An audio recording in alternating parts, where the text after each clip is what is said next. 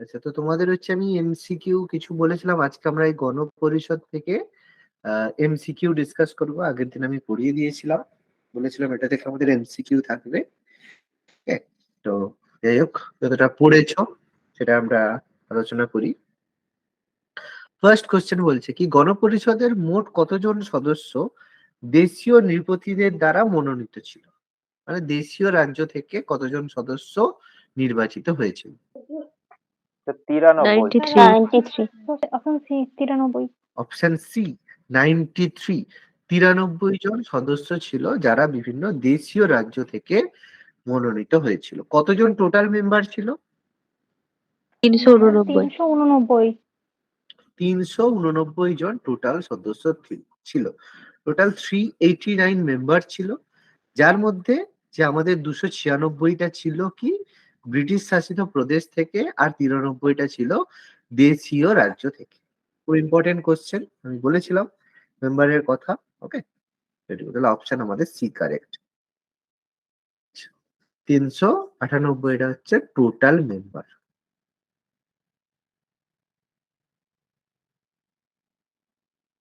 গণপরিষদ গঠনের জন্য নির্বাচন কবে হয়েছিল? ইলেকশন কবে হয়েছিল? কোন মাসে হয়েছিল ইলেকশন? অপশন এ ডিসেম্বর মার্চের 1900। ডিসেম্বর নয়, মার্চ।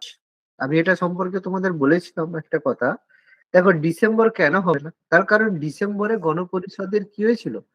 প্রথম অধিবেশন হয়েছে নিশ্চয়ই। তাহলে ডিসেম্বর এই সময় হয়েছিল প্রথম অধিবেশন। তাহলে অধিবেশনের আগে আমরা দেখেছি যে নির্বাচন নিশ্চয়ই হয়েছিল। বলবেন নভেম্বর, নভেম্বর নয় কেন? কারণ গণপরিষদের যে নির্বাচনের আগে অন্তর্বর্তীকালীন সরকার গঠন হয়েছিল কবে? সেপ্টেম্বরে। সেপ্টেম্বরে 1946-এ গভর্নমেন্ট ফর্ম হয়েছিল, সরকার গঠন হয়েছিল। তাহলে সরকার যদি গঠন হয়ে থাকে সেপ্টেম্বরে, তাহলে নিশ্চয়ই নভেম্বরে নির্বাচন হওয়া পসিবল না, তার আগে হবে, তাই তো? তার মানে সেটা মার্চে হতে পারতো অথবা এপ্রিলে হতে পারতো। তাহলে এর মধ্যে আমাদের মার্চে এই নির্বাচনটা হয়েছিল। আচ্ছা, এই নির্বাচনে কে জিতেছিল? কে জিতেছিল নির্বাচনে? জাতীয় কংগ্রেস। ইন্ডিয়ান ন্যাশনাল কংগ্রেস, তাই তো? এই নির্বাচনে আইএনসি জিতেছিল। কত পার্সেন্ট ভোট পেয়েছিল?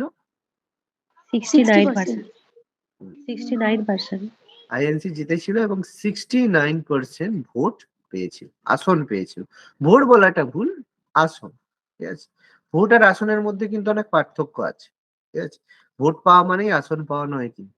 ঠিক আছে, যাই হোক, সেটা নির্বাচনের ক্ষেত্রে আমরা হয়তো কিছু বুঝি। ঠিক আছে, ইলেকশন হবে 2024-এর ইলেকশন কিছুদিন পরেই আছে, কিছু জিনিস আস্তে আস্তে ক্লিয়ার হবে।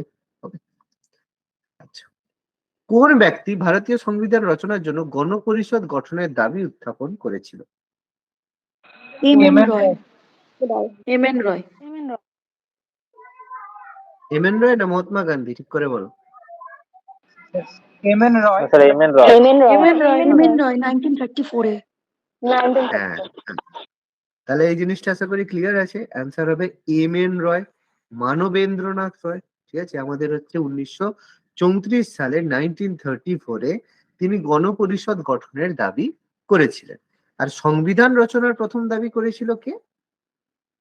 এটা মহাত্মা গান্ধী। তাহলে মহাত্মা গান্ধী হলে হবে সংবিধান রচনার প্রথম দাবি। ঠিক আছে, কিন্তু সংবিধান রচনার জন্য গণপরিষদের দাবি, সংবিধান রচনার জন্য প্রথম দাবি, ঠিক আছে, আমাদের মহাত্মা গান্ধী করেছেন। ভালো কথা, সুন্দর কথা। 1922-এ এটা করেছে। আচ্ছা, আর এম এন রয়, মানবেন্দ্রনাথ রয় 1934 সালে 1934-এ প্রথম গণপরিষদ গঠনের দাবি করেছে। Communist Manabendranath Roy, M N রয়। আচ্ছা, কতদিন সময় লেগেছিল সংবিধান গঠনের জন্য? প্রায় 2 বছর। 2 বছর। প্রায় 2 না, প্রায় 11 মাস 18 দিন। 3 বছর। তাহলে কেন প্রায় 2 বছর বলছো? 2 বছর 11 মাস 17 দিন মানে কি প্রায় 2 বছর হয় বাবা? ভুল হচ্ছে কেন?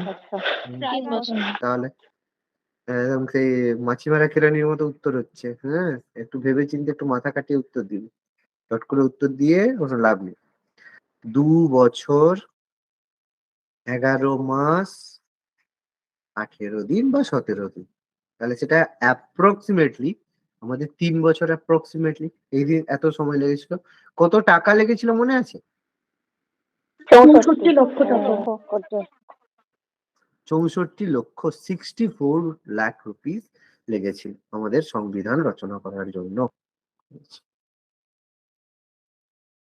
আচ্ছা, গণপরিষদের প্রাথমিক সদস্যদের মধ্যে কতগুলি আসন সংরক্ষিত ছিল মুসলিমদের জন্য? মুসলিম লীগের জন্য কতগুলো আসন সংরক্ষিত ছিল?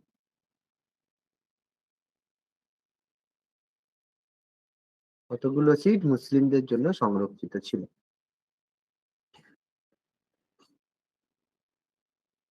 কি মনে হচ্ছে? 78। 78, 78টা সিট। Option A correct.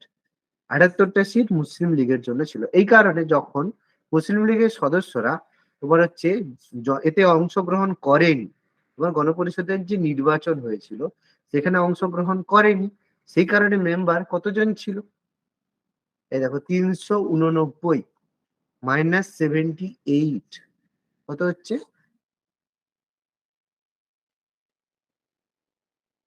তাই তো, 211, 211, তাই তো হচ্ছে তো নাকি? না সরি, 311, সরি আমি ভুল হচ্ছে, 311, 311 জন সদস্য ছিল তোমার এতে। তারপর এখান থেকে কি হয়, কিছু সদস্য যে এগুলো ছিল সেটা বাদ দিয়ে টোটাল হয়েছিল 299 জন সদস্য, তাই না? 12 জন সদস্য বাদ ছিল। আচ্ছা, গণপরিষদের প্রথম অধিবেশন কোথায় হয়েছিল? কি মনে আছে নাকি? নতুন দিল্লিতে। নতুন দিল্লি। নতুন দিল্লির কনস্টিটিউশন হলে, এই তো বেলা 11টার সময় নিউ দিল্লির কনস্টিটিউশন হলে আমাদের গণপরিষদের প্রথম অধিবেশন অনুষ্ঠিত হয়েছিল। কত তারিখ ছিল? 9 থেকে 23 তারিখ। 9 ডিসেম্বর থেকে 23 ডিসেম্বর। 9 ডিসেম্বর 1946 গণপরিষদের প্রথম অধিবেশন অনুষ্ঠিত হয়েছিল। সভাপতি, প্রথম অধিবেশনের সভাপতি doctor Sachidananda Sinha. Doctor Sachchidananda Sinha senior most ছিলেন, ঠিক আছে? তোমার হচ্ছে মানে সবচেয়ে প্রবীণতম সদস্য ছিলেন, সেই জন্য তাকে গণপরিষদের প্রথম হচ্ছে কি হলো অস্থায়ী সভাপতি হিসেবে নিযুক্ত করা হয়েছিল ডক্টর সচ্চিদানন্দ সিনহাকে, তাই তো? এরপর পরে কি হলো, পরবর্তী মানে আমাদের যে এরপরে গণপরিষদের স্থায়ী সভাপতি নির্বাচন করা হলো, এটা কাকে? ডক্টর রাজেন্দ্র প্রসাদ। ডক্টর রাজেন্দ্র প্রসাদ। তাহলে রাজেন্দ্র প্রসাদকে কবে করা হয়েছিল গণপরিষদের সভাপতি? 11ই ডিসেম্বর 1900। তাহলে এটা হয়েছিল 11ই ডিসেম্বর 1946 গণপরিষদের প্রথম অধিবেশনের দ্বিতীয় দিনে রাজেন্দ্র প্রসাদ স্থায়ী সভাপতি হয়েছিল। মনে রাখতে হবে এই কথাগুলো। আচ্ছা, ব্রিটেন থেকে আগত ক্যাবিনেট মিশনের প্রধান ছিলেন কে?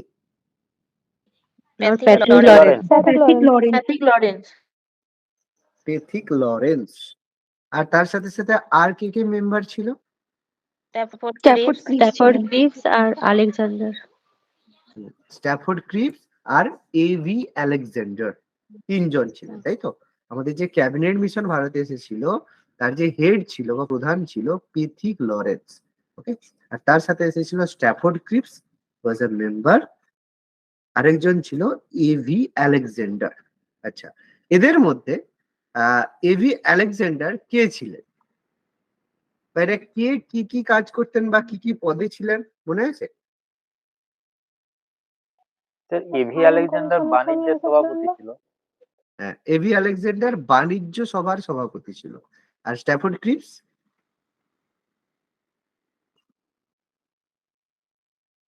প্যাথিক লরেন্স কে ছিল? প্যাথিক লরেন্স ক্যাবিনেট মিশনের তো হেড ছিল, কিন্তু সে অ্যাকচুয়ালি সে হেড কোন একটা পদের ভিত্তিতে তো হয়েছিল, তাই তো? সে কে ছিল? সেথিক লরেন্স এ পাঠিয়েছিল ব্রিটিশ আইনসভার মানে পার্লামেন্টের হচ্ছে সদস্য হিসাবে, মানে তোমার হচ্ছে পার্লামেন্টের সদস্য, ঠিক আছে, পার্লামেন্টের সদস্য। পার্লামেন্ট মানে আজকের দিনে আমরা যে লোকসভা রাজ্যসভা বলে থাকি, সেই পার্লামেন্টের সদস্য ছিল। ওকে, আর হচ্ছে স্ট্যাফোর্ড ক্রিপসও সেই পার্লামেন্টের মেম্বার ছিল, আর ইনি ছিলেন বাণিজ্য সভার সভাপতি এভি আলেকজান্ডার। ওকে, আচ্ছা ক্যাবিনেট মিশন কবে ভারতে এসেছিল, কত সালে? 1946 সালের মার্চ মাসে। তাহলে ভারতে আসেন 1946 সালের মার্চ মাসে, 1946। Okay, next. কে গণপরিষদের সদস্য ছিলেন না? মহাত্মা গান্ধী।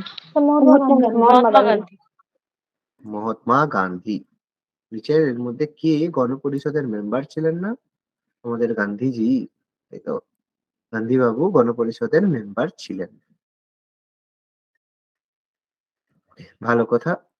তাহলে সর্দার বল্লভভাই প্যাটেল, কে এম মুন্সি, আচার্য জে বি কৃপালিনী, এরা সবাই গণপরিষদের মেম্বার ছিলেন, কনস্টিটিউয়েন্ট অ্যাসেম্বলি বা গণপরিষদের মেম্বার ছিলেন। গান্ধীজি ছিলেন। ঠিক আছে। গণপরিষদ সম্পর্কে কোন তথ্যটি সঠিক নয়? পড়ে বলো কি হবে।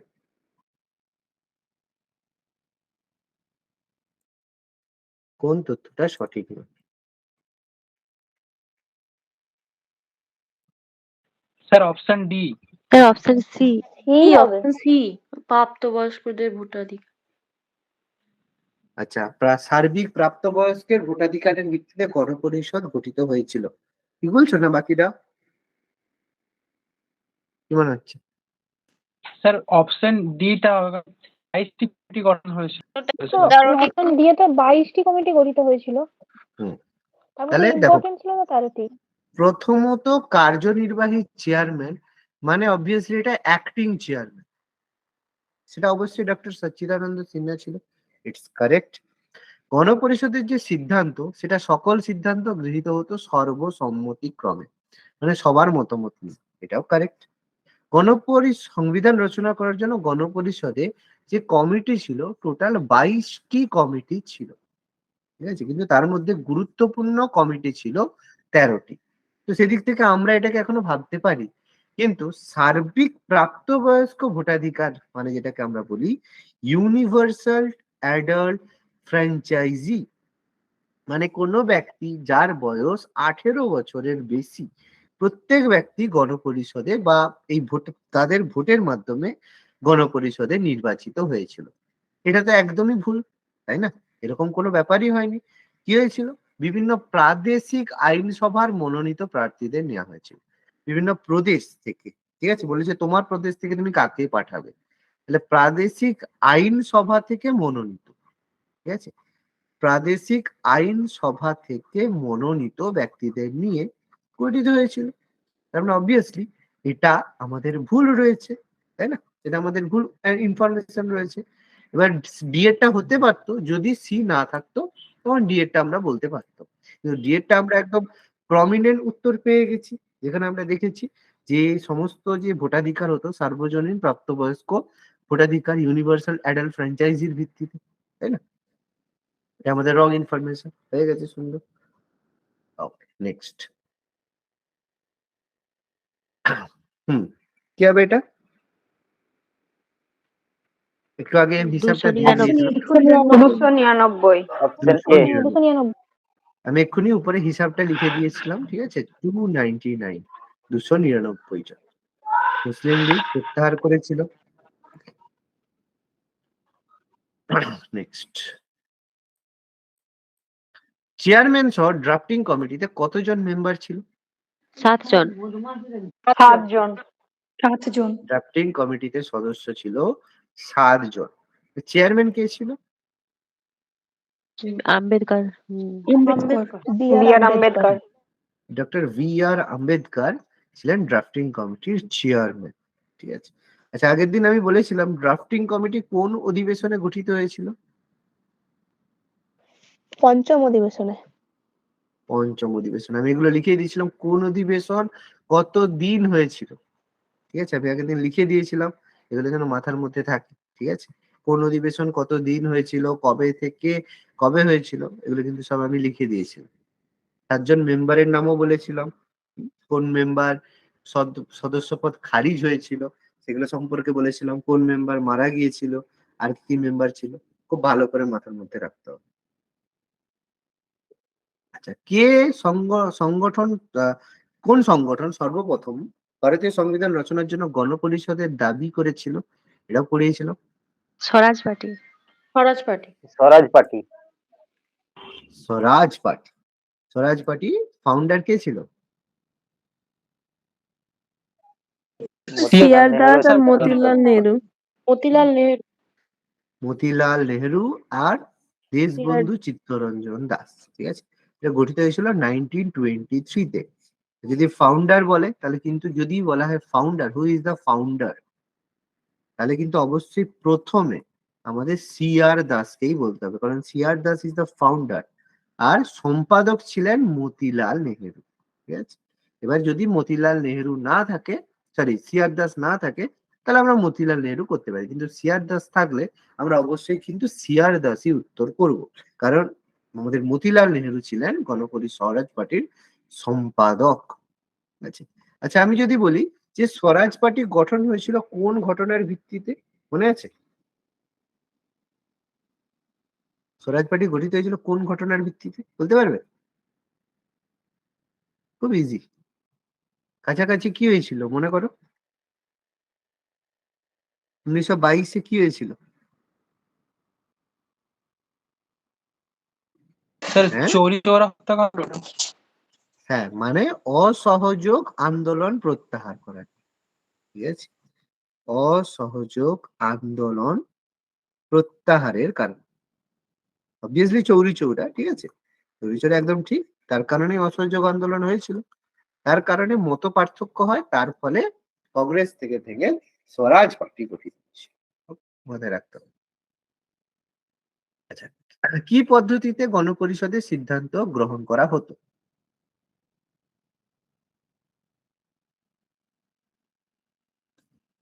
বলো, করা উচিত, এই একটু আগে বললাম।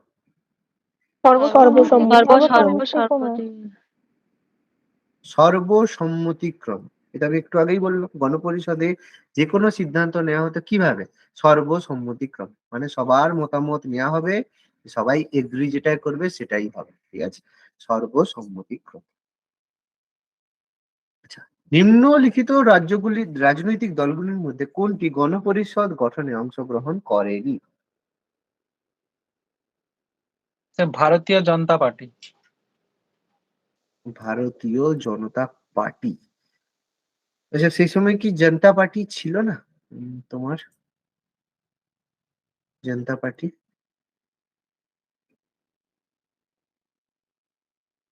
জনতা পার্টি, ভারতীয় জনতা পার্টি, ভারতীয় স্যার জনতা তখন পার্টি, তো হ্যাঁ, জনতা দল ছিল স্যার।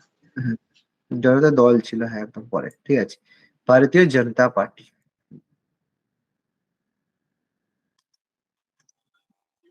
Option B. তাহলে স্যার মুসলিম কিছু অংশগ্রহণ করেনি? পরে তো করেছিল, মুসলিম লীগ প্রথম অবস্থায় অংশগ্রহণ করেনি, কিন্তু গণপরিষদে, তারপরে আমি বলেছিলাম যে মোহাম্মদ আলী, আমাদের গান্ধীজি বারবার নেহেরু, আমাদের জিন্নার কাছে যাওয়ার ফলে আমাদের মুসলিম লীগ গণপরিষদে পার্টিসিপেট করেছিল।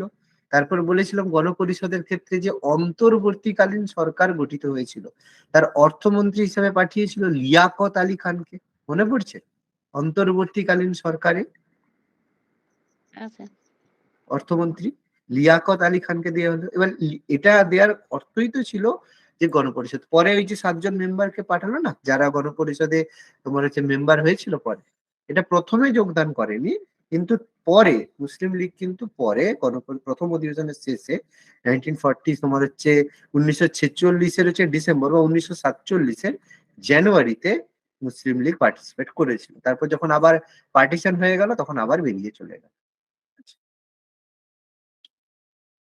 প্রাথমিক অবস্থায় করেনি, কিন্তু তারপরে করেছে।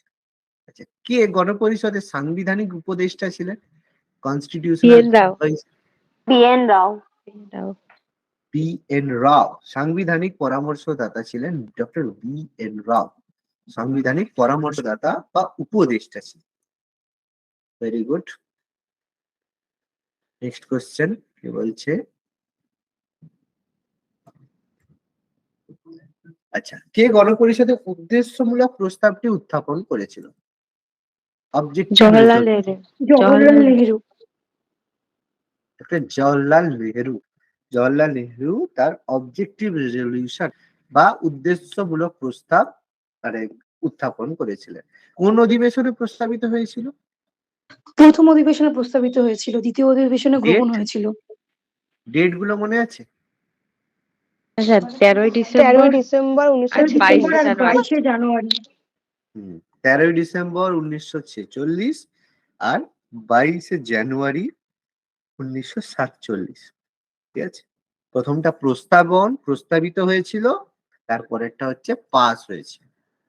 এবার এই অবজেক্টিভ রেজলিউশন থেকে পরবর্তীকালে ভারতে কি গৃহীত হয়? প্রস্তাবনা। প্রস্তাবনা, যেটাকে আমরা প্রিঅ্যাম্বেল বলে থাকি। Very good. আচ্ছা, ভারতবর্ষের সংবিধান কি ধরনের? অপশন সি, পৃথিবীর বৃহত্তম লিখিত সংবিধান। পৃথিবীর বৃহত্তম লিখিত সংবিধান। ঠিক আছে, আমাদের সবচেয়ে লার্জেস্ট, সবচেয়ে আমাদের বৃহত্তম লিখিত সংবিধান। এত কিছু লিখেছে। আগের কোশ্চেনটা একবার দেখান না। কোনটা বাবা? Objective resolution. আগেরটাই। উদ্দেশ্যমূলক প্রস্তাবটি উত্থাপন। হ্যাঁ, হয়েছে। আর আমাদের ভারতবর্ষের সংবিধান হচ্ছে পৃথিবীর বৃহত্তম লিখিত সংবিধান। আচ্ছা, পৃথিবীর প্রথম লিখিত সংবিধান কোন দেশের? আমেরিকা। মার্কিন যুক্তরাষ্ট্র। 1788। আমি কিন্তু প্রথম লিখিত বলেছি, প্রথম সংবিধান বলিনি। স্যার ফ্রান্সের। কি হবে? France sir. উত্তর হবে ইউএসএ। আমি বলেইছিলাম। একদম ঠিকই বলেছি, একদম ঠিকই বলেছি আমি। একদম, আমি সেই জন্যই তো তোমাদের একটু মাথাটা খেলাম। আর তোমরা মাথাটা কেন খেল? ইউএসএ এর সংবিধান প্রথম সংবিধান ছিল এবং সেটা তো বাবা লিখিতই ছিল, তাহলে কেন কনফিউজ হচ্ছ? যদি বলে পৃথিবীর ক্ষুদ্রতম লিখিত সংবিধান কোন দেশের? ইউএসএরই ক্ষুদ্রতম লিখিত সংবিধান। তাহলে এগুলো নিয়ে কোনো ডাউট করার কোনো প্রয়োজন নেই। ঠিক আছে, কারণ ক্ষুদ্রতম সংবিধান পৃথিবীর, সেটাও ইউএসএ। প্রথম লিখিত সংবিধান ইউএসএ, প্রথম সংবিধান ইউএসএ, সবই আমেরিকা। অথচ আমেরিকার যে ব্যাপারটা সেটা কিন্তু আমাদের হচ্ছে ফ্রান্স রেভলিউশন বা ফরাসি বিপ্লব থেকেই উদ্ভূত। ঠিক আছে, যাই হোক, সেটা আমাদের ইতিহাস নেই, তো কোনো অসুবিধা নেই। নিচের কোনটির ফলশ্রুতি হিসাবে গঠিত হয়েছিল গণপরিষদ? ভারত শাসন আইন 1935। বাহ বাহ বাহ বাহ বাহ বাহ। কেন এটা ভুল বলার কি কোনো কারণ ছিল? গণপরিষদ গঠন বলেছিলাম যে ক্যাবিনেট মিশনের আন্ডারে গণপরিষদ গঠিত হয়েছিল তো নাকি? কেন ভারত শাসন আইন 1935 বলছো? এইদিকে কি তুমি যে এই যে 1935 সালে দাবি হয়েছিল বলে সেই ভিত্তিতে বলছো? 1935 সালে যে আমাদের এমএন রায় দাবি করেছিল, তো দাবি করলেই কি বাবা হয়ে যাবে? এটা কেন, এটা ভুল হলো তো নাকি, না হয়নি? হ্যাঁ স্যার, ভুলে গেছে। তাহলে এত ভালো করে আমি বলেছিলাম যে ক্যাবিনেট মিশন পরিকল্পনার আন্ডারে, ক্যাবিনেট মিশন ভারতে এসেছিল দুটো অবজেক্টিভ নিয়ে। নাম্বার 1, ভারতের জন্য সংবিধান রচনা করা, আর সংবিধান রচনা করার জন্যই গণপরিষদ তৈরি হবে, এটা প্রথম টার্গেট ছিল। দ্বিতীয় টার্গেট কি ছিল দেখি, বলতে পারো নাকি? শান্তিপূর্ণভাবে ক্ষমতা হস্তান্তর। শান্তিপূর্ণভাবে ক্ষমতা হস্তান্তর। তার জন্য কি গঠন হয়েছিল? অন্তর্বর্তীকালীন সরকার। অন্তর্বর্তীকালীন সরকার, মনে পড়ছে? দুটো প্যারালাল কাজ করত, একটা সংবিধান রচনা করবে, তার জন্য গণপরিষদ, আর এটা ক্ষমতা হস্তান্তর হবে তার জন্য অন্তর্বর্তীকালীন সরকার। এই তো ক্যাবিনেট মিশনের প্ল্যান ছিল। ভুল হচ্ছে কেন? করছো না? প্রবীণতম সদস্য বলো। ডক্টর সচ্চিদানন্দ সচ্চিদানন্দ সিনহা। ডক্টর সচ্চিদানন্দ সিনহা। বললাম গণপরিষদের প্রথম, তিনি হচ্ছেন অস্থায়ী সদস্য ছিলেন। কেন? তার কারণ তিনি প্রবীণতম সদস্য ছিল। এবার এখানে কোশ্চেন আমি আগের দিনই বলেছিলাম, দেখি মনে আছে নাকি, যে ডক্টর সচ্চিদানন্দ সিনহাকে গণপরিষদের প্রবীণতম সদস্য হিসাবে সভাপতি নির্বাচন করা হয়েছিল, সেটি কার হচ্ছে সাজেশনে? JB JB Kripalani. Acharya JB. Kripalani. কে ছিল আচার্য জে.বি. কৃপালিনী? আইএনসি সভাপতি। সেই সময় জাতীয় কংগ্রেসের সভাপতি ছিলেন। সেই সময় আইএনসি প্রেসিডেন্ট, বা সেই সময়ের হচ্ছে আমাদের জাতীয় কংগ্রেসের স্বাধীনতার সময়ের সভাপতি, আইএনসি প্রেসিডেন্ট।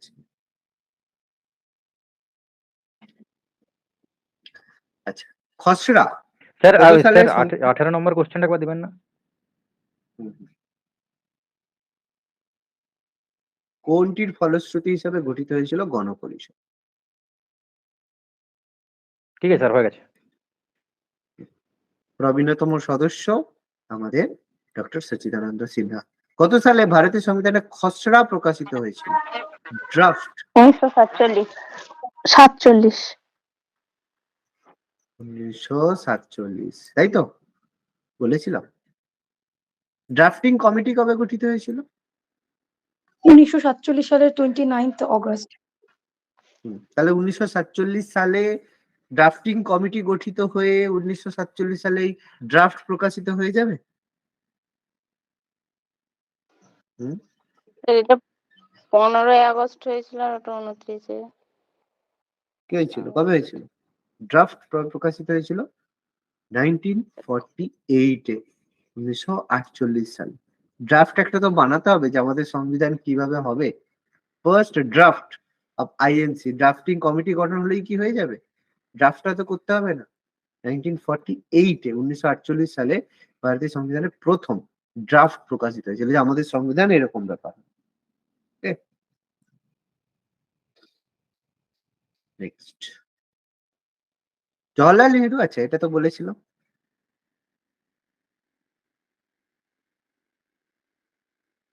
কি হবে বলো?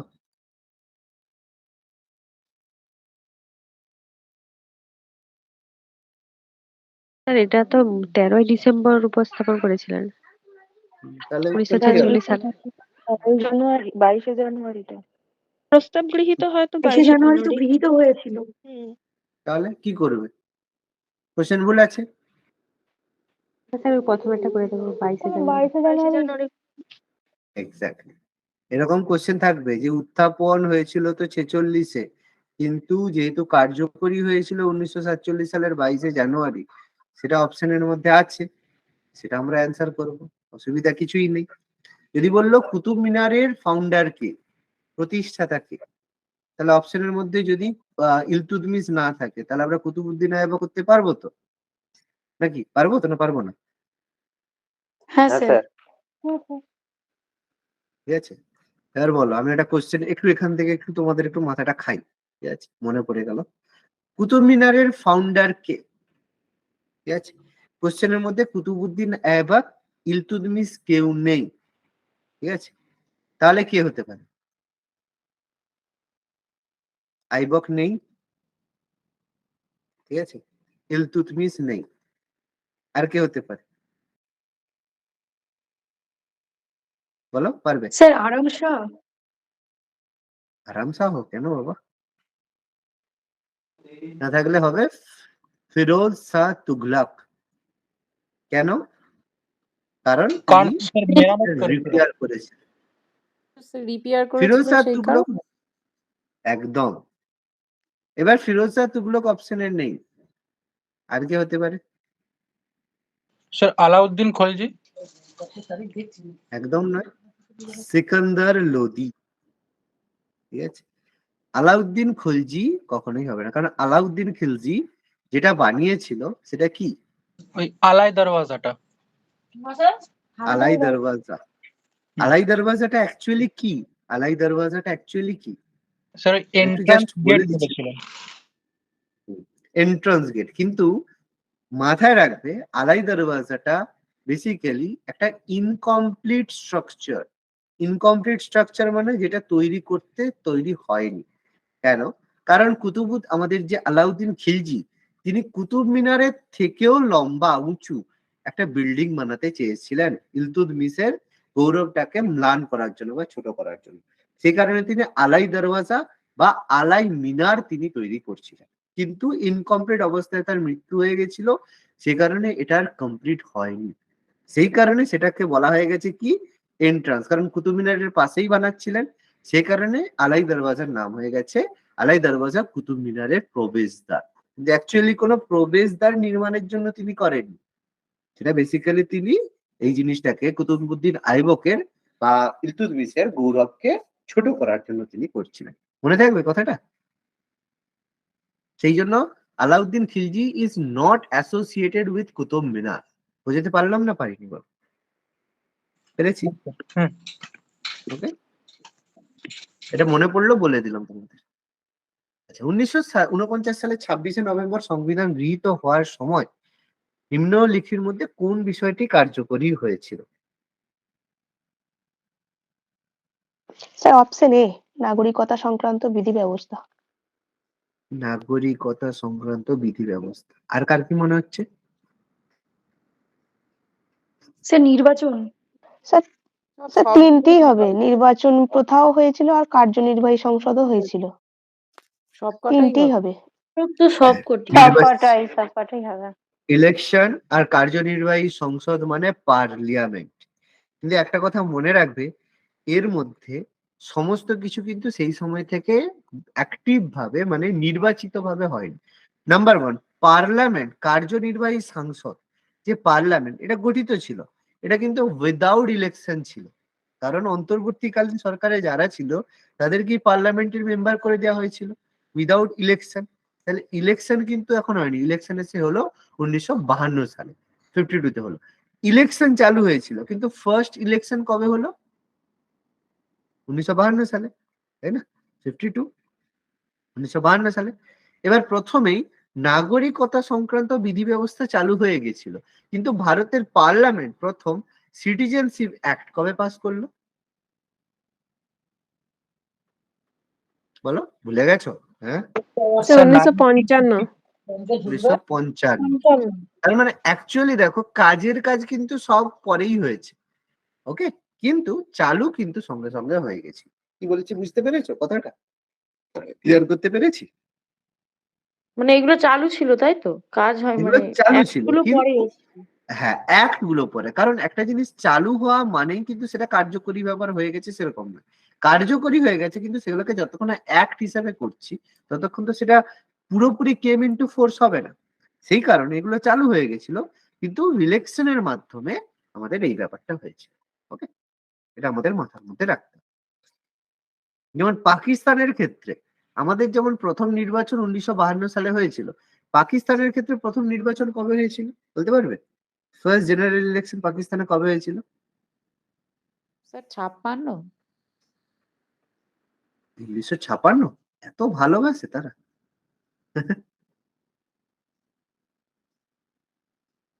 প্রথম যে ইলেকশন হয়েছিল, সেই ইলেকশনে বাংলাদেশের যে আওয়ামী লীগ তারা কিন্তু জিতেছিল। সেই কারণে জিতেছিল বলে তারা যাতে গভর্নমেন্ট ফরমেশন না করতে পারে, সেই কারণে এরপরে এত গন্ডগোল হয়েছিল। আমাদের ইলেকশন কবে হয়েছিল পাকিস্তানের ফার্স্ট ইলেকশন? 1971 স্যার। 71 বাবা অনেক পরে, 1969 এসে, ঠিক আছে? আচ্ছা। এত পরে এসে হয়েছে। যাই আমি পরে জিও পলিটিক্সে আলোচনা করব পাকিস্তানের কথা। আচ্ছা, এটা কি হবে? গণপরিষদের প্রবীণতম সদস্য। এটা বলে দিয়েছিলাম, কারণ তিনি গণপরিষদের প্রবীণতম সদস্য ছিলেন বলে তাকে গণপরিষদের কার্যনির্বাহী সভাপতি বা অ্যাক্টিং প্রেসিডেন্ট হিসাবে ডিসাইড করা হয়েছিল বা নির্বাচন করা হয়েছিল। একদম ঠিক, প্রবীণতম সদস্য। এটা বলেছিলাম। কি হবে? স্যার আগের ভারতের কোশ্চেনটা করে দেবেন। বলছে ডক্টর সচ্চিদানন্দ সিনহার নাম গণপরিষদের কার্যনির্বাহী সভাপতি রূপে ঘোষিত হয়েছিল কেন? কি কারণ?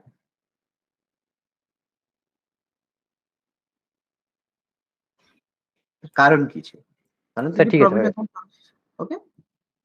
আচ্ছা, ভারতের সংবিধান গৃহীত হয়েছিল কার মাধ্যমে? গণপরিষদ। গণপরিষদ গণপরিষদ না প্রেসিডেন্ট? ঠিক করে বলো। গণপরিষদই হবে, প্রেসিডেন্ট তো পরে হয়েছিল।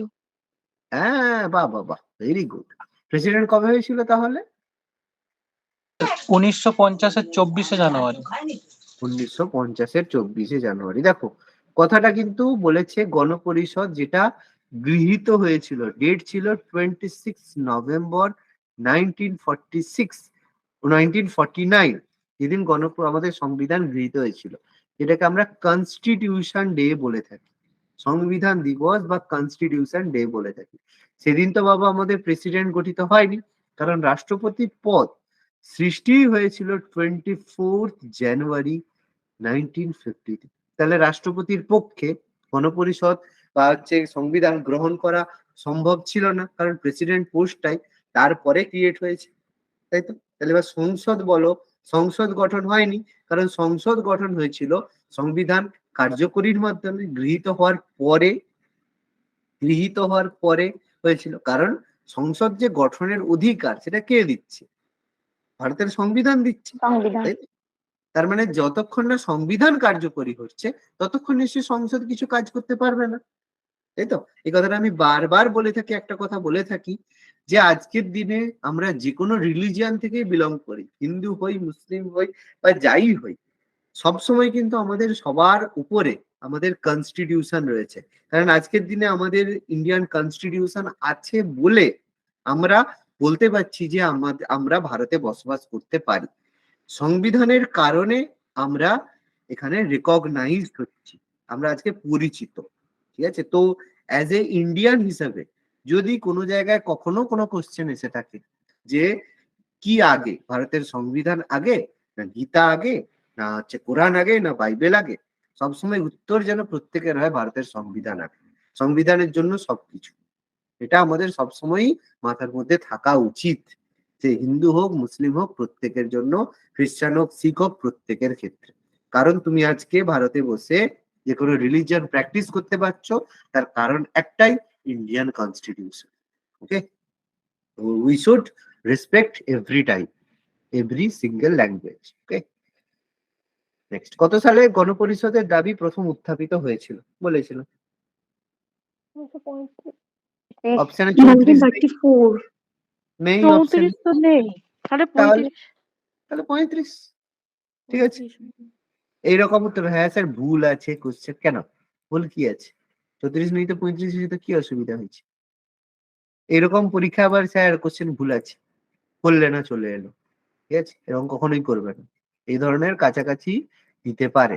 ওকে, আচ্ছা, কার্যনির্বাহী সভাপতি বলে দিয়েছি, ডক্টর সচ্চিদানন্দ ডক্টর সচ্চিদানন্দ সিনহা। ডক্টর সচ্চিদানন্দ সিনহা। আচ্ছা, স্থায়ী সভাপতি? রাজেন্দ্র প্রসাদ। রাজেন্দ্র প্রসাদ। ডক্টর রাজেন্দ্র প্রসাদ। 11ই ডিসেম্বর, এটা সম্পর্কে বলে দিয়েছি, ডক্টর রাজেন্দ্র প্রসাদ। আচ্ছা আচ্ছা, কতগুলো কমিটি এটা বলেছিলাম? 13। 22 নেই, 13 তার মানে 13টি কমিটি, ঠিক আছে? 22 নেই মানে 13টা কমিটি। আচ্ছা, কি হবে সংবিধান চালু হওয়ার?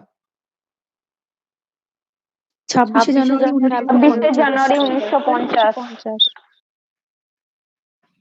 তাহলে 26শে জানুয়ারি 1950। এই ডেট, নভেম্বরের ডেটা দেয়নি, দিলে তাহলে একটু কনফিউশন হতে পারতো, ঠিক আছে, চালু হওয়া ব্যাপারটা নিয়ে।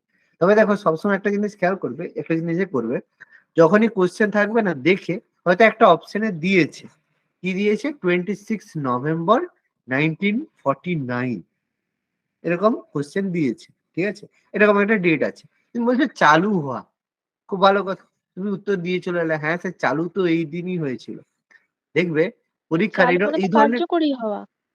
আমি এই কথাটাই বলছি যে কোশ্চেন এরকম দেখলে আছে, তুমি সুন্দর অ্যান্সার করে চলে এলে, এবার কোশ্চেনের সঙ্গে দেখো একটা ইংলিশ ভার্সন থাকে, একটা বেঙ্গলি ভার্সন থাকে। একবার এই ধরনের কোশ্চেন ইংলিশ ভার্সনে দেখবে যে কি লেখা আছে, সেখানে কেম ইনটু ফোর্স লেখা আছে না অ্যাডপ্টেড। অনেক সময় কি করে, যখনই অ্যাডপ্টেড ইংলিশে কোশ্চেন বাংলাতে চালু হওয়া লেখা আছে, তোমরা অ্যান্সার এটা করে দিয়ে আসবে, উত্তর কিন্তু তখন এটা নিয়ে নেবে। সবসময় মাথায় রাখবে ইংলিশ ভার্সনে যে কোশ্চেন হয় সেটা অ্যাকচুয়াল কোশ্চেন, মানে সেই কোশ্চেনটাই আসল কোশ্চেন। বেঙ্গলি ভার্সনে যেটা হয় সেটা ট্রান্সলেটেড হয়। ফলে তারা কিন্তু ইংলিশে যে কোশ্চেনটা করেছে, which date Indian constitution was adopted, translation করার সময় চালু হওয়া লিখে দিয়েছে, তখন তোমরা উত্তর দিয়ে আসবে এটা, কিন্তু পিএসসি বলো অ্যান্সার কি দেবে কোনটা, 26শে নভেম্বর দিয়ে দেবে, ব্যাস। কেস করবে, সে বলবে এই তো ইংলিশ ভার্সনে তো দেওয়া ছিল এটা। কি বলছি, বোঝাতে পেরেছি না পারিনি বল? স্যার কি হ্যাঁ। বললেন, ইংলিশে অ্যাডপ্টেড লেখা থাকবে না কি আরেকটা কি মানে লেখা থাকতে পারে? থাকতে পারে, আমি বলছি থাকতে পারে, দুটো জিনিস, হ্যাঁ। দুটো কথা হয়, একটা হয় অ্যাডপ্টেড আর একটা হয় কেম ইনটু ফোর্স, কার্যকরী। আচ্ছা, ঠিক আছে, এই দুটো লেখা থাকে। এবার অ্যাডপ্টেড ইংলিশে অ্যাডপ্টেড করলো, বাংলায় লিখে দিল চালু হওয়া। ঠিক আছে, তখন তুমি কি করবে, এগুলো কেয়ারফুল। এই জন্য যখনই অঙ্ক কোশ্চেন করবে, যে কোনো পরীক্ষা দেবে, সবসময় দেখো ইংলিশ বাংলা একই পেজে পাশাপাশি থাকে, একটু ইংলিশটা পাশে দেখে রাখবে, একদম অন্ধের মতো চোখ বন্ধ করে দিয়ে চলে আসবে। ফুডের ক্ষেত্রে এগুলো হতে পারে, আমি আগে থেকে ওয়ার্ন করছি, এই জন্য ইংলিশের টার্ম গুলো একটু কিন্তু দেখে শুনে রাখবে। ওকে, কোনো কেস ফেস কিচ্ছু হবে না, এটা মাথায় রাখবে এইসব জিনিসে।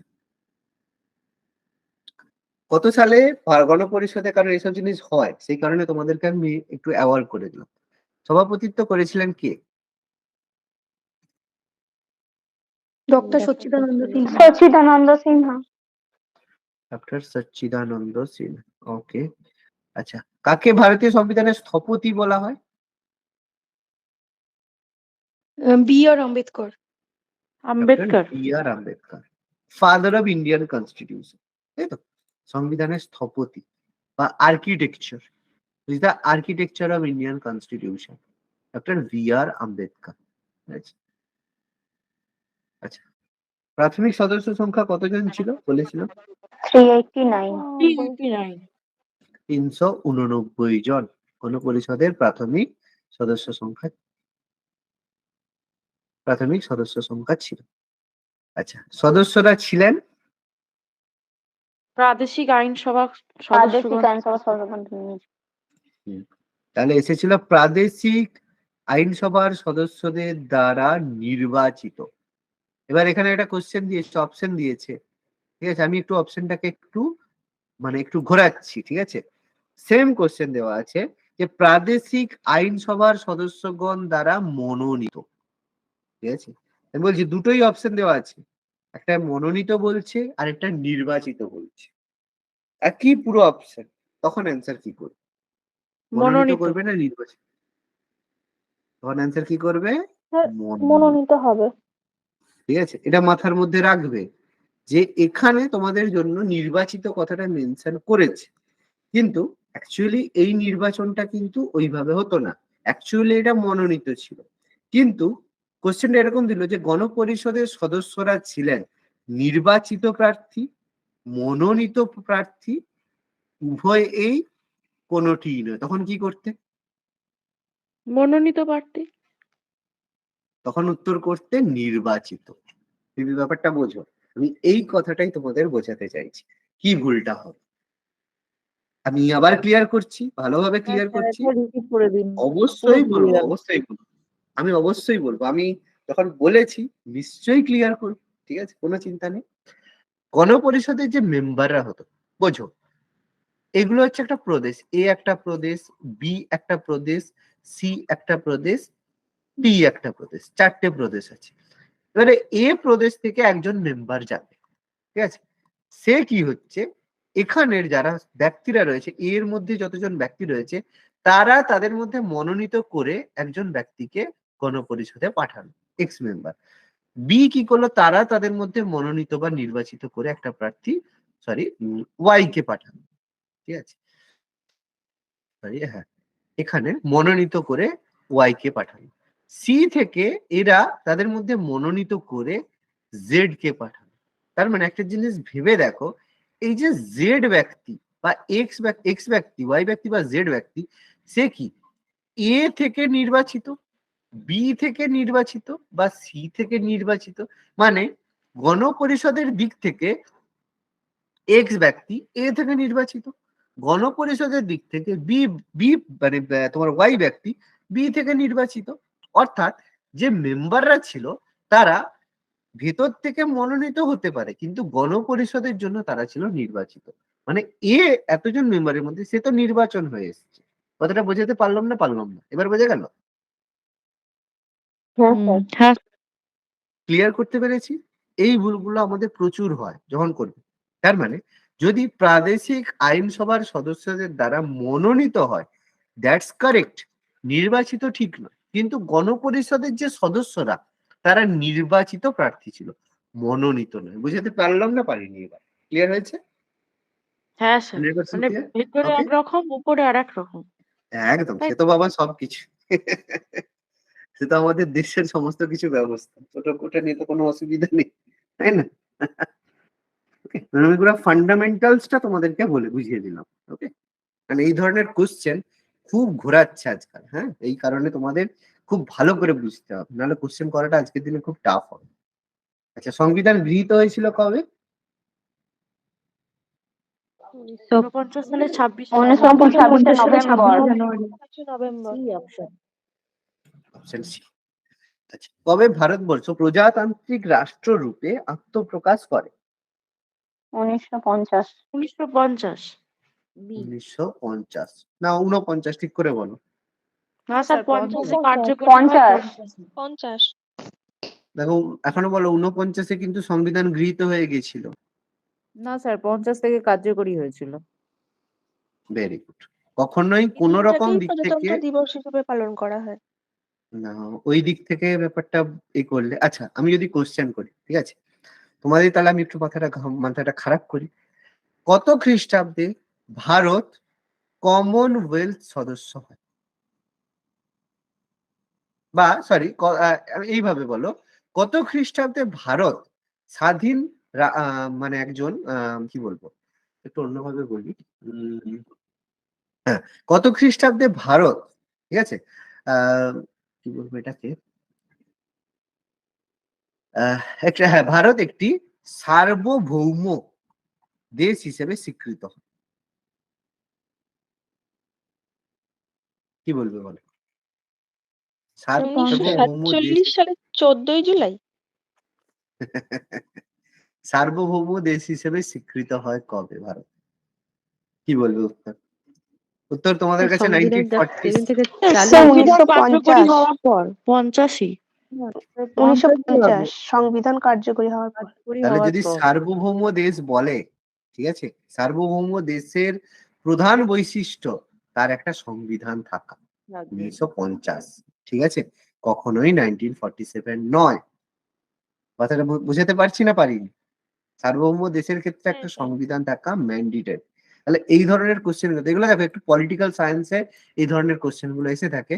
কিন্তু কি বলতো, আজকের দিনে কোশ্চেনের কোনো আর মা বাবা নেই, ঠিক আছে, কোথা থেকে টেনে এনে ঢুকিয়ে দেবে। টেট পরীক্ষা বুঝিয়ে দিয়েছে বাবু, সব তোমাকে জানতে হবে, তাহলে তোমার পরীক্ষা দিয়ে লাভ নেই। ঠিক আছে, তো কিছু করার নেই, একটু কিন্তু আমাদের ভালোভাবে পড়তে হবে। আচ্ছা, কবে গণপরিষদের প্রথম সভা হয়েছিল? 9 ডিসেম্বর 9 ডিসেম্বর। 9 ডিসেম্বর 1946। আচ্ছা, ভারতের সংবিধান রচনা করেছে কে, কারা? তৎকালীন ভারতের গণপরিষদ। কি হবে?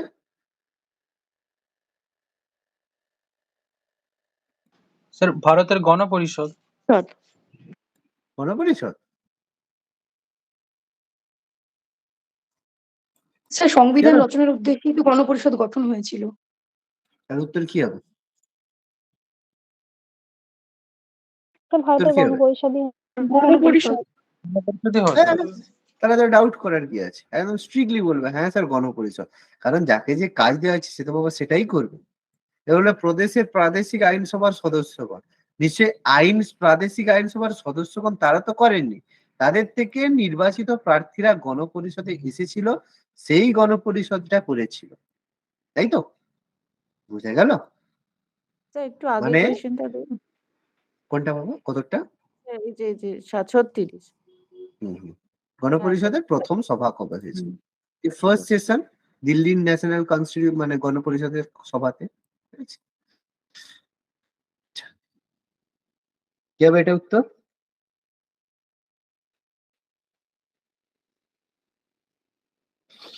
আচ্ছা 47 থেকে 49 মানে option D. Option D. Sir B মনে হচ্ছে। মনে হচ্ছে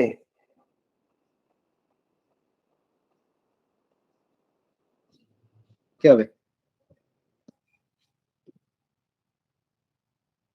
এত ভাবতে হচ্ছে। গণপরিষদের প্রথম অধিবেশন কবে হয়েছিল? Option A 9 December 9 December. 1946। আর শেষ অধিবেশন? স্যার 1950 1924 জানুয়ারি। তাই আগের দিন কি 26 পড়িয়েছি? জানুয়ারি।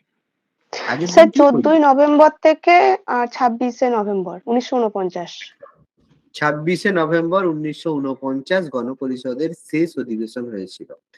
আর তাহলে 24শে জানুয়ারি 1950-এ কি হয়েছিল, যেটাকে আমরা শেষ অধিবেশন শেষ বৈঠক হয়েছিল। বৈঠক। না, এটা হয়েছিল সাক্ষরতা মানে সরি স্বাক্ষর সভা। স্বাক্ষর সভা, ঠিক আছে? সিগনেচার করার জন্য, যে প্রত্যেককে সিগনেচার করার জন্য স্বাক্ষর সভা করা হয়েছিল। অধিবেশন 26শে নভেম্বর এন্ড ছিল। 11টা যে অধিবেশন গণপরিষদে হয়েছিল, 11টি অধিবেশন এখানেই কমপ্লিট ছিল। যে লাস্ট যেটা হয়েছিল স্বাক্ষর করার জন্য, সেই স্বাক্ষর সভা থেকেই ভারতের প্রেসিডেন্ট অফ ইন্ডিয়া আসে, সেই স্বাক্ষর সভা থেকেই ভারতের জাতীয় সঙ্গীত, জাতীয় স্তোত্র আসে, ঠিক আছে? এটা মাথায় রাখতে হবে। ওকে, তাহলে অবভিয়াসলি এখানে আমাদের অ্যান্সার কি হবে? ডিসেম্বর 1946 থেকে নভেম্বর 1949। চোখ বন্ধ করে, তাই তো? আগের দিন এগুলো রিভিশন হয়েছিল 26 নভেম্বর। 26 নভেম্বর। আচ্ছা, আগের দিন আমি সব লিখিয়ে দিয়েছিলাম। আচ্ছা, তোমাদের এদের ব্যাচে লিখেছিলাম। আচ্ছা, হ্যাঁ, ডেট গুলো লিখিয়ে দিয়েছিলাম। আচ্ছা, ঠিক আছে। শেষ অধিবেশনটা এই সময় হয়েছিল। ফ্ল্যাগশিপের ব্যাচটাতে নতুন করে করিয়েছিলাম, সেখানে অন্যভাবে পড়িয়েছিলাম একটু, লিখেছিলাম।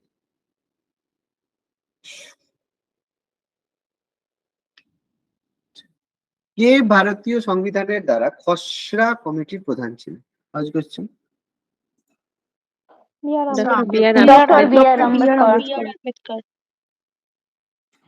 Doctor B R Ambedkar.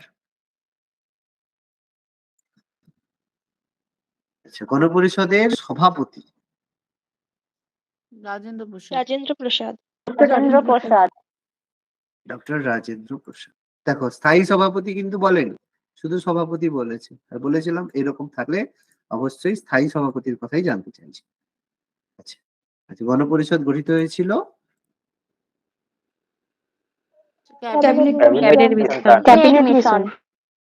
Cabinet mission plan 1946 1946, তাই তো? তার আন্ডারে গঠিত হয়েছিল ভারতের গণপরিষদ।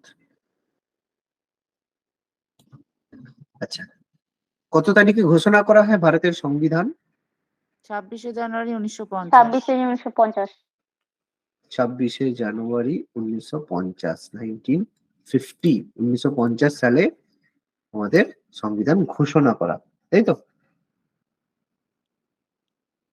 49-এর ডেট নেই, কারণ এখানে দেখো ঘোষণা বলতে কার্যকরী ব্যাপারটা নেই কিন্তু, ঠিক আছে? এখানে ঘোষণা বলছে।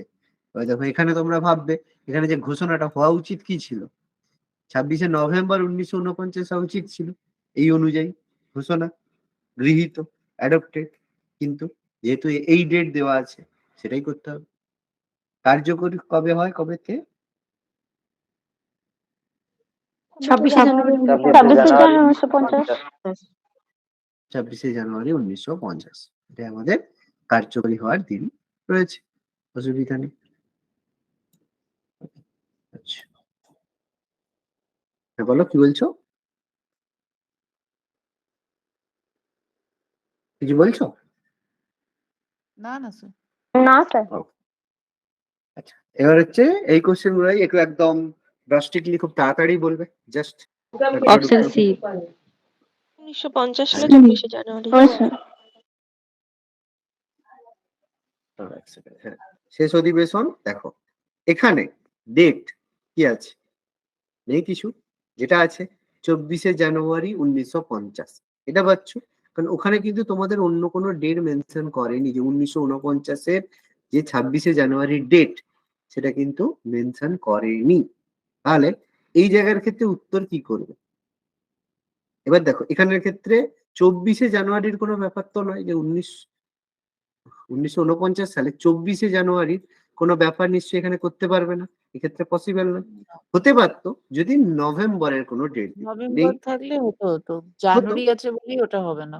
26শে তার নভেম্বর মানে হলে হতো। এখানে তোমাকে অপশন দিয়েছে যে অনুযায়ী, সেটা স্বাক্ষর সভার কথাই বলছে, সেই কারণে অ্যান্সার এখানে এটা হচ্ছে, যেহেতু 26শে নভেম্বর অপশনে নেই। হতে পারলাম স্যার। কি হবে? প্রেসিডেন্ট বলে দাও, ঝটপট উত্তর বলে দাও। রাজেন্দ্র প্রসাদ। রাজেন্দ্র প্রসাদ। রাজেন্দ্র প্রসাদ। বলো ঝটপট, তিনেরটা। গণপরিষদ। গণপরিষদ। গণপরিষদ বললাম, এগুলো সব আলোচনা হয়ে গেছে, ঠিক আছে। অন্য একটা জায়গা থেকে সেটটা ছিল, কোশ্চেন গুলো ছিল, আমি করলাম জাস্ট তোমাদের একটা রিক্যাপের মতো হয়ে যাবে। কোথায় ছিল? দিল্লি। দিল্লি। দিল্লি, নতুন দিল্লির কনস্টিটিউশন। আচ্ছা, কতগুলো রিডিং এটা তোমাদের বলা নেই। এটা 5টা হবে। রিডিংটা কি?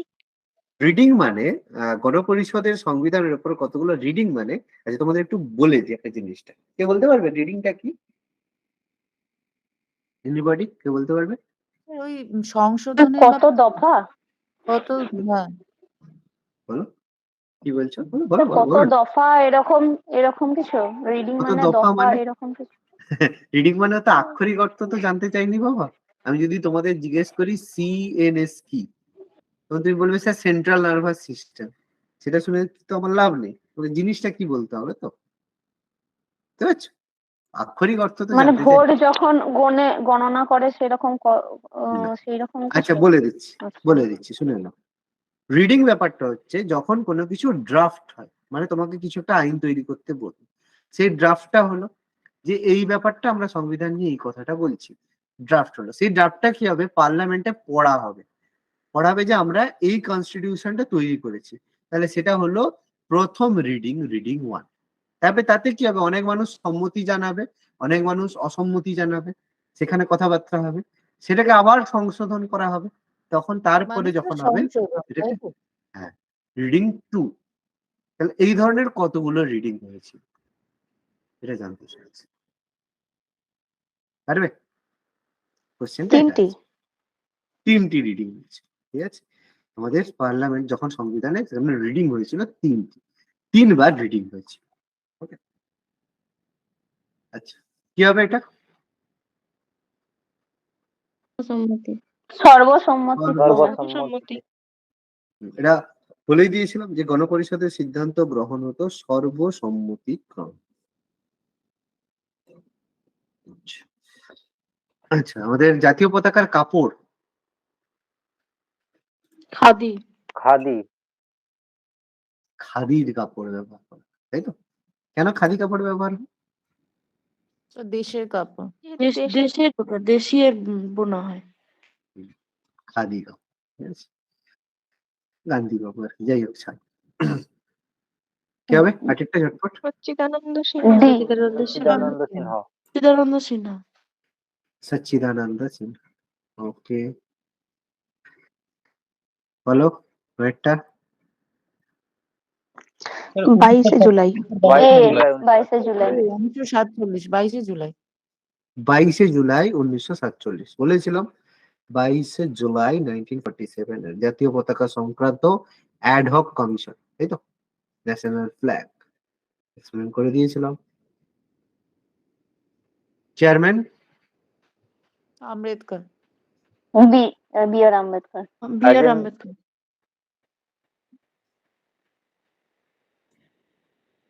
ডক্টর বি আর আম্বেদকর, তাই তো? এবার রাজেন্দ্র প্রসাদ করবে না? হ্যাঁ হ্যাঁ, ড্রাফটিং কমিটির চেয়ারম্যান বলেছে আম্বেদকর না, রাজেন্দ্র প্রসাদ তো গণপরিষদের চেয়ারম্যান ছিল। হ্যাঁ, ভুল হয়ে যাচ্ছে। মোট কটা অধিবেশন বলেছিলাম? 11টি। 11টি। 11টা সেশন ছিল, এক্সপ্লেন করে দিয়েছি। আচ্ছা, কি হবে? রবীন্দ্রনাথ রায়। মানবেন্দ্রনাথ রায় মানবেন্দ্রনাথ রায়। এম এন রয়, এম এন রয়। মানবেন্দ্রনাথ পড়েছি, মানবেন্দ্রনাথ রয়, এম এন রয়। গণপরিষদ কবে গঠিত হয়?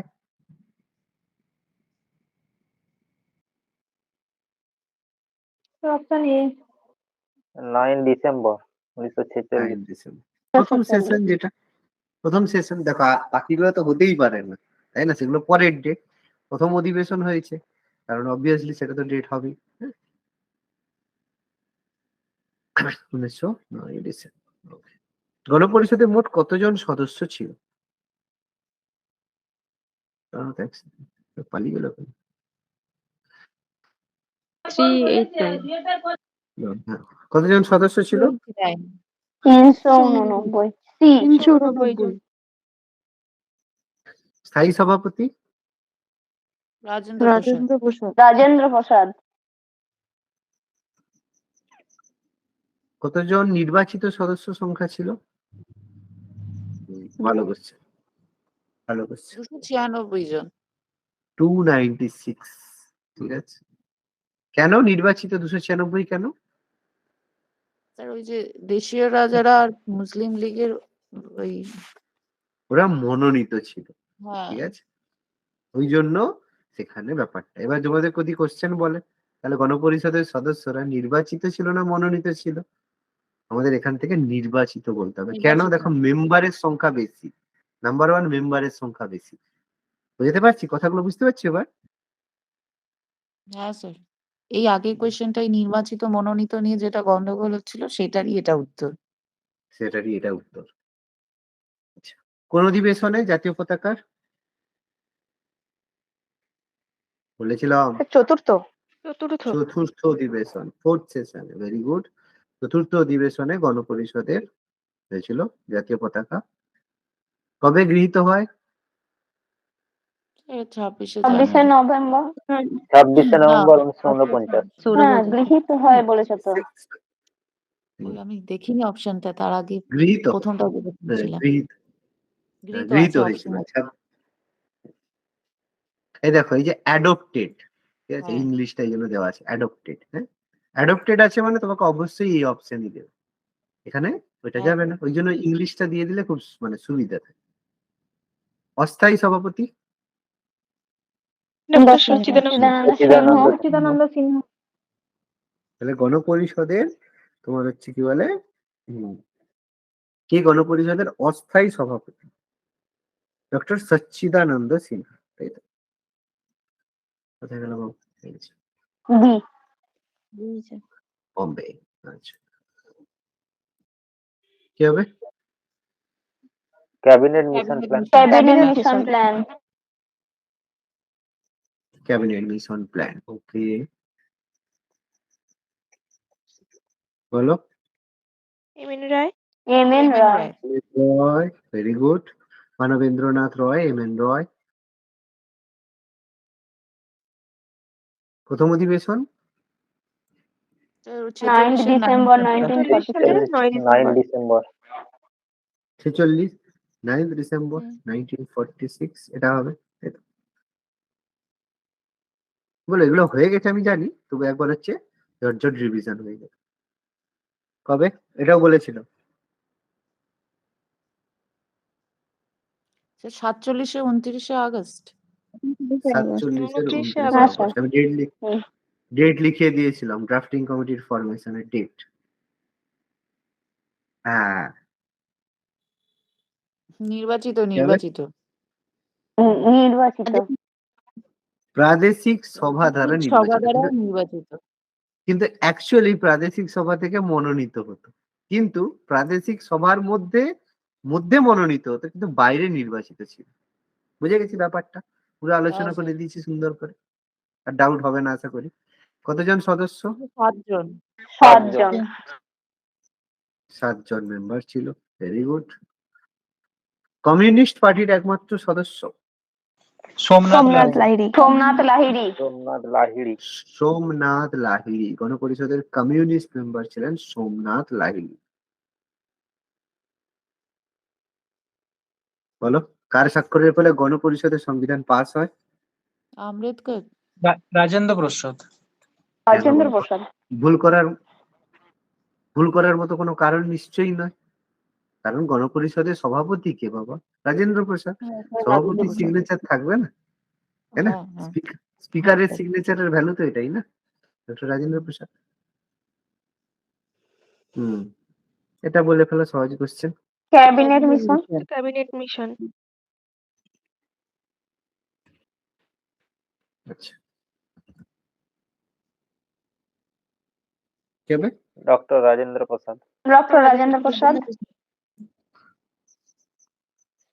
এটা বলেছিলাম।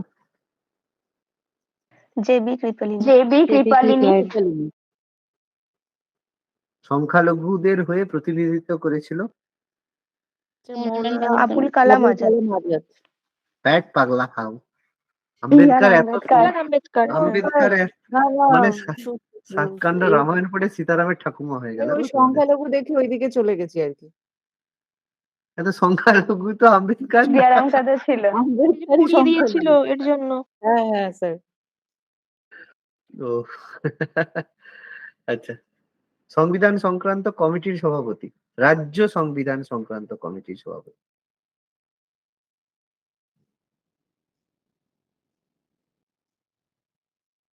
কি করেছে, কিভাবে?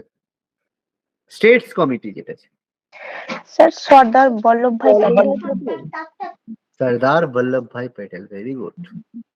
States sir committee. Jawaharlal Nehru. না, স্যার প্যাটেল বলছি জওহরলাল নেহরু।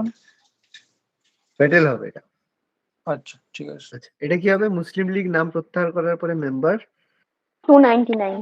299। 299। আচ্ছা, প্রথম খসড়া আগস্ট মাসে। আগস্ট মাসে। আগস্ট ছিল না, অক্টোবর ছিল, ডেট লেখা আছে। First draft October 1947। দেখো হ্যাঁ স্যার অক্টোবর। লেখা আছে। আমি সব লিখিয়ে দিয়েছি, সব লিখিয়েছি। বলতে পারবে না যে লেখাইনি। যারা লিখেছো, একবার দেখেছো, তারা পারবে। আগস্ট মাসে স্যার ওই কমিটিটা গঠন হয়। হ্যাঁ, অক্টোবরে প্রথম ড্রাফট প্রকাশিত হয়েছে। আচ্ছা, গণপরিষদের প্রতিনিধির সংখ্যা কতজন ছিল? 93। দেশীয় রাজ্য থেকে এসেছিল 93 জন। 93 মেম্বার। কি হবে? সবগুলোই হবে। সবগুলি। একটু আগেই বলে দিয়েছি, সবগুলোই হবে। নির্বাচনী, কার্যনির্বাহী, সংখ্যা, নাগরিকত্ব, সবগুলোই হবে, কোনো সমস্যা নেই।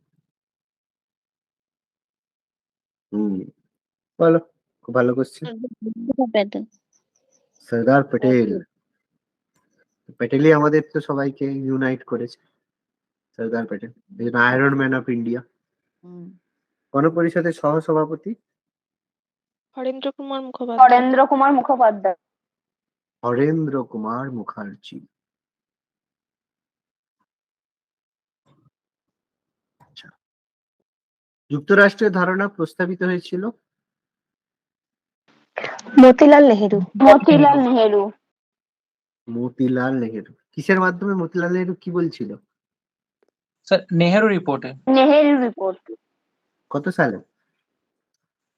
1928-এ। 1928। নেহেরু রিপোর্ট।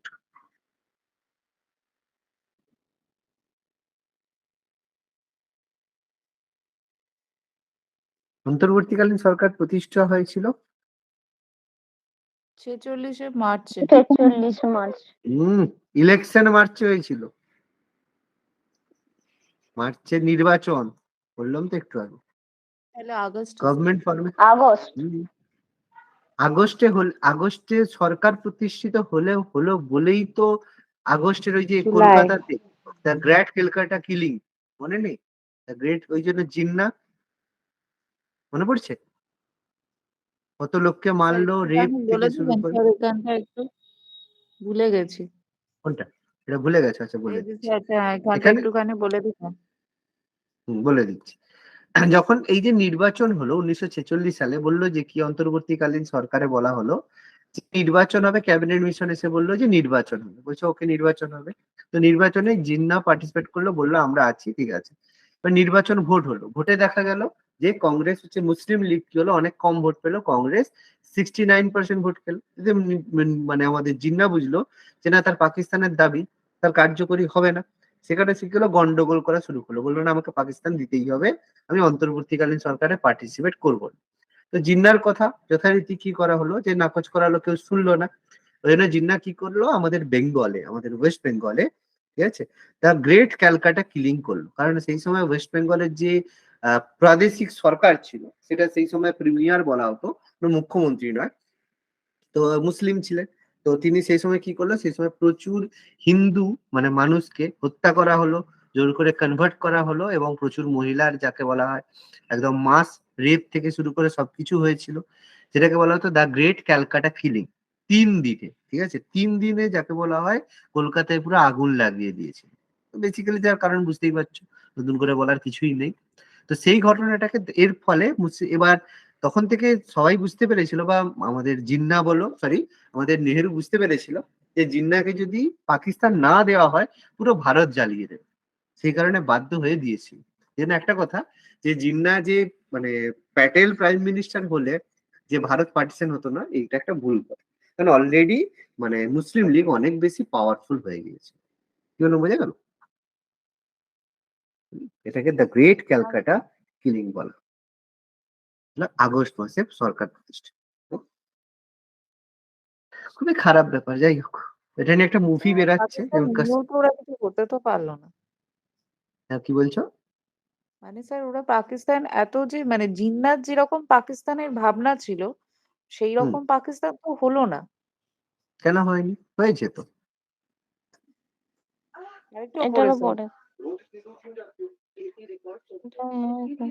স্যার এই যে হ্যাঁ, হ্যাঁ হ্যাঁ, দেখো প্রবলেম কিন্তু কিছুই হয়নি। মোহাম্মদ আলী জিন্নাহ যেটা চেয়েছিল, যে এই যে পাকিস্তানটা গঠন করবে, সেটা তো অলরেডি ফরমেশন করেছিল। কিন্তু জিন্নাহ যেটা চেয়েছিল, যে এই জায়গায় কোনো ইলেকশন হবে না, নো ইলেকশন, মানে যেটাকে বলা অটোক্রেসি। এবার সেখানে প্রথমে কি হয়েছিল, প্রচুর ফান্ড নিয়ে কাজ করেছিল, এবং যে আমাদের কি বলে যে মানে এটা বলতে গেলে আমাদের পুরো জিও পলিটিক্সে ঢুকে যেতে হবে। পাকিস্তানের যে সিন্ধ প্রদেশের যে এই যে অঞ্চলগুলো, মানে আমাদের যে লাহোর আছে, ইসলামাবাদ আছে, এই যে উপরের অঞ্চলগুলো, এই জায়গাগুলো কি ফরেন এড থেকে প্রচুর ডেভেলপ করছিল। কিন্তু এই যে সাইডের যে বেলুচিস্তান গুলো রয়েছে, বেলুচিস্তান এদিকে রয়েছে, এই জায়গাগুলোতে কিন্তু কোন রকমের ডেভেলপমেন্ট করেন, অর্থাৎ পার্সিয়াল ডেভেলপমেন্ট কিন্তু করছিল। এবং এই সময় যে ডেভেলপমেন্ট ভীষণ ফাস্টলি গ্রো করছিল, এবং সেটা তোমরা যদি একটু ভেতরে দেখো তাহলে দেখবে যে 1965 পর্যন্ত, 65-64 পর্যন্ত পাকিস্তানের যে ইকোনমির গ্রোথ, সেটা দেখে প্রত্যেকে বলেছিল, যে সেই সময় যারা হিস্টোরি বা অর্থনীতিবিদ, তারা বলেছিল যে ওয়ার্ল্ডে যদি কোনো দেশের ইকোনমি মানে সব থেকে উপরে যেতে পারে, সেটা হচ্ছে পাকিস্তানের ইকোনমি। ঠিক আছে, এতটাই গ্রো করছিল, যেটা আমেরিকার সাথে কম্পেয়ার করা হচ্ছিল পাকিস্তানের ইকোনমিকে। হঠাৎ করে ব্রেকডাউন কেন হলো?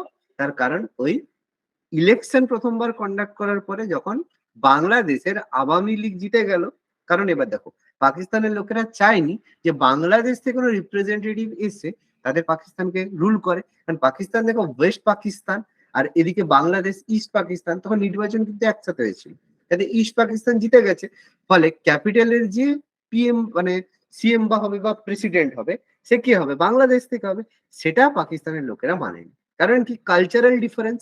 হতে পারে মানে আমাদের বাংলাদেশের লোকেরা মুসলিম, কিন্তু অ্যাকচুয়ালি কি মুসলিম? মুসলিম অ্যাকচুয়ালি নয়। দেখো, ভাত খেয়ে লুঙ্গি পরে আর যাই হোক বাঙালি হওয়া যায়, মুসলিম হওয়া যায় না। ঠিক আছে, তার কারণ এগুলো এইভাবে কালচারের সাথে হয় না। কারণ এইসব জায়গায় যারা লোকেরা থাকে তারা উর্দু বলে, তারা জোর করে চেয়েছিল যে বাংলাদেশেও যেন তারা উর্দুতে কথা বলে। প্রবলেমটা তো সেটা নেই। বাংলাদেশ লিবারেশন ওয়ারের কারণ কি ছিল? কোনো পলিটিক্যাল কারণ ছিল, মানে কোনো রিলিজিয়াস কারণ ছিল না। কারণ একটাই ছিল, ল্যাঙ্গুয়েজ আর কালচার। বলছি বুঝতে পারছো? কথাটা বোঝা গেল? হ্যাঁ স্যার। ঠিক আছে, আরো ডিটেলস আমি পরে তোমাদের জিও পলিটিক্স একটু হ্যাঁ স্যার, ডিসকাস করে বলবেন। দেবো। পাকিস্তানের গল্প থেকে শুরু করে প্রচুর গল্প আছে, এগুলো বলতে গেলে আমার টোটাল একটা জিও পলিটিক্স ক্লাসে ঢুকে আমাকে বলতে হবে। হ্যাঁ স্যার। আচ্ছা, এটা হলো অন্তর্বর্তীকালীন সরকার। প্রথম মুসলিম লীগের সদস্য কতজন ছিল? 78 73। একটু আগেই বললাম 73। সাংবিধানিক পরামর্শদাতা দিয়ে দাও। বিএন রাও। কতগুলো কমিটি ছিল? এই যে বলেছিলাম একটু আগে, 22টি। 22টি কমিটি ছিল। প্রবীণতম সদস্য ডক্টর সচিনারায়ণ সিং। অবজেক্টিভ রেজলিউশন উত্থাপন জওহরলাল নেহেরু। নেহেরু। আচ্ছা, স্টিয়ারিং কমিটির চেয়ারম্যান, এটা একটা অন্য কোশ্চেন আছে, রাজেন্দ্র প্রসাদ। রাজেন্দ্র প্রসাদ। রাজেন্দ্র প্রসাদ। আচ্ছা, অবজেক্টিভ রেভলিউশন উত্থাপন করেছিল কবে?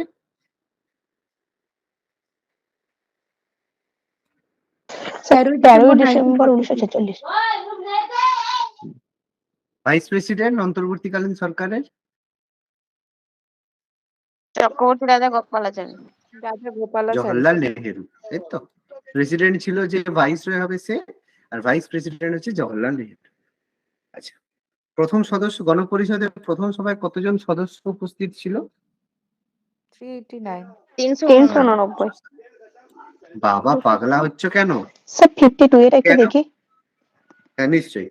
প্রথম সভায় সদস্য উপস্থিত, বাবা প্রথমে মুসলিম লীগ বাতিল, মুসলিম লীগ কি জয়েন করেছিল? ও আচ্ছা। মুসলিম লীগ নেই, না না। তারপরে হ্যাঁ টোটাল হ্যাঁ স্যার। মেম্বার তারা তো নেই, তো তারা তো অ্যাবসেন্ট, তাই না? তাহলে সেটা absent, তাহলে তো 389 কোনো মতেই হবে না।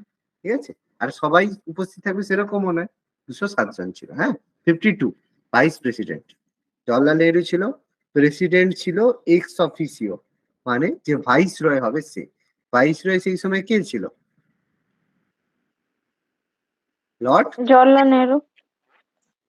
ও সরি। ওয়াভেল দাদা। লর্ড ক্যানিং। লর্ড ক্যানিং। আরে ক্যানিং কেন? Lord Wavell Wavell. Wavell Wavell. Wavell. 1943 থেকে 1947 পর্যন্ত ওয়াভেল। ওয়াভেলের পরে 1947 সালে মাউন্ট ব্যাটেন এসে ক্ষমতা হস্তান্তর করলো। মাথায় ঢুকিয়েছে না? ঢুকেনি এখনো মাথায়। ক্যানিং ট্যানিং কেন হবে? অন্তর্বর্তীকালীন সরকার 1946-এর গল্প। কি হবে? এই যে পরের কোশ্চেনটাই আছে, লর্ড তো Wavell. Lord Wavell. Wavell. Lord Wavell. আচ্ছা, লাস্ট কোশ্চেন। স্যার আগের কোশ্চেনটা বলবেন। B R Ambedkar. রাজেন্দ্র প্রসাদ। না, রাজেন্দ্র ও প্রসাদ। সরি। রাজেন্দ্র হ্যাঁ প্রসাদ। রাজেন্দ্র। রাজেন্দ্র গণপরিষদ প্রসাদ। শুভ। হ্যাঁ, চোখে এবার এই যে, ঝাপসা লেগে যাচ্ছে। কোন বড় লোকের প্রস্তাব সবাই তো বলছে? হ্যাং করে গেছে। অনেকগুলো কোশ্চেন করে সব গুলিয়ে যাচ্ছে স্যার। ওই একই কোশ্চেন বারবার রিপিট হয়েছে, তো রিপিট করেছি তো। তবে দেখো, এতবার রিপিটের কারণে কিন্তু আর পরে ভুল হওয়ার সম্ভাবনা কিন্তু প্রচুর কম হবে। ঠিক আছে, তুমি যত কোশ্চেন 50 বার যদি একই জিনিসে প্র্যাকটিস করো, দেখবে ভুল হবে না। এটা আমাদের হিউম্যান হচ্ছে খুব বড় কনসাসনেস এর ব্যাপার। ঠিক আছে।